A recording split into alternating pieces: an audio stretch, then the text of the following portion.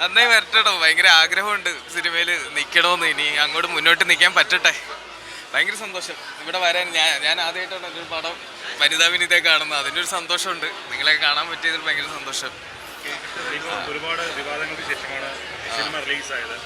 ഒരുപാട് എനിക്കതിനെ പറ്റി ഒന്നും പറയാനില്ല. അതൊന്നും എനിക്ക് വിഷയമല്ല. ഇപ്പോൾ ഞാൻ രക്ഷപ്പെട്ടു പോകുന്നു. എനിക്ക് ഭയങ്കര അതിൽ അതൊക്കെ മാറി പടം ഇറങ്ങി. പടം നല്ല അഭിപ്രായങ്ങൾ വരട്ടെ. ഇടയ്ക്കൊക്കെ ജാനകി എന്നുള്ള പേര് മ്യൂട്ട് ചെയ്തതാണ് പക്ഷേ അതിനുശേഷം പിന്നെ മ്യൂട്ട് ചെയ്യുന്നത് കണ്ടില്ല.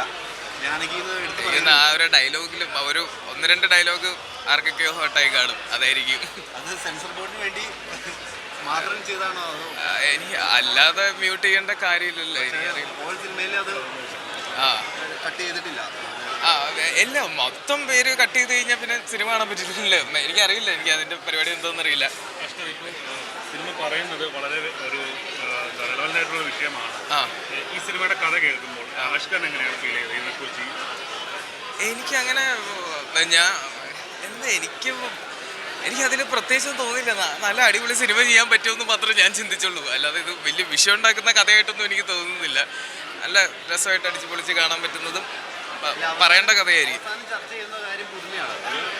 ഏറ്റവും വലിയ ഒരു സ്ത്രീ അവളുടെ അവകാശമാണ് ഒരു കുഞ്ഞിനെ വയറ്റിൽ വളർത്തുന്നത്. കഥ പറഞ്ഞോളൂ.